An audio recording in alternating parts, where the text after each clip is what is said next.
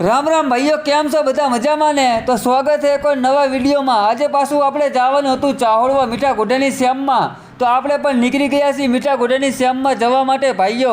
તો પહોંચી ગયા આપણે મીઠા ઘોડાની શ્યામમાં ને આવી ગયા આપણા ખેતર। તો જોવો ભાઈઓ કેવી ખેડ થાય છે, કોમેન્ટમાં જરૂર બતાવજો। આ ખેતર પણ આપણને કાલની જેમ કાઢવું પડે છે ભાઈઓ, કારણ કે આને પણ આપણે લો ટોપમાં હાંકવું પડશે, કારણ કે વરસાદ જીયાને બહુ ટાઈમ થઈ ગયો છે એટલે ખેતર બધા કાઠા થઈ ગયા છે ભાઈઓ। અને હવે આપી દીધું આપણે પપ્પાને ટ્રેક્ટરને, કારણ કે આપણને દુખતું હતું પેટમાં થોડું થોડું, એટલે આપણે આવી ગયા પાછા ઝાડા હેઠે આરામ કરવા માટે ભાઈઓ। પછી ઘડીક આરામ કરીને આપણે પાછા આવી ગયા મસ્ટેંગ જોડે, કારણ કે બહુ હાંકવાનું રહ્યું નહોતું ભાઈઓ, 1 વીઘા જેવું હતું। તો હવે આપણે પાછું ચડવું પડશે ટ્રેક્ટર ઉપર।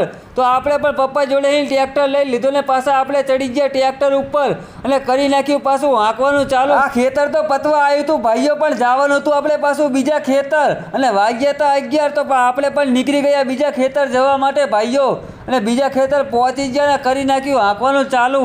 આ તો હળવાળું હતું એટલે કાઠું વધારે પડતું હતું ભાઈઓ, ટ્રેક્ટર ઊંચું થતું હતું, પસરતું થતું હતું, પણ આપણે એને પણ ઉપાડી લીધું ખેતરને હાંકીને હવે થઈ ગયા વહેતા ઘરે। પછી આપણે ખાઈને આરામ કરતા હતા, પપ્પા ડીઝલ ભરાઈને આવી ગયા હતા ભાઈઓ 220 લીટર।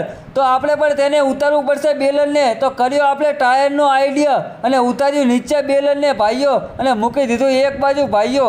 હવે આપણે ભરવું પડશે ડીઝલ મસ્ટેંગમાં, કારણ કે એની ટાંકી થઈ જશે ખાલી, અને આપણી જોડે કેરબો છે નહીં, કારણ કે કેરબો ફૂટી ગયો છે, એટલે ડોલથી ભરવું પડશે ડીઝલ આપણે। પછી આપણે ડીઝલ ભરવાનું ચાલુ કરી નાખ્યું છે ભાઈઓ, અને મસ્ટેંગની ટાંકી ફૂલ પણ કરી નાખી છે ભાઈઓ।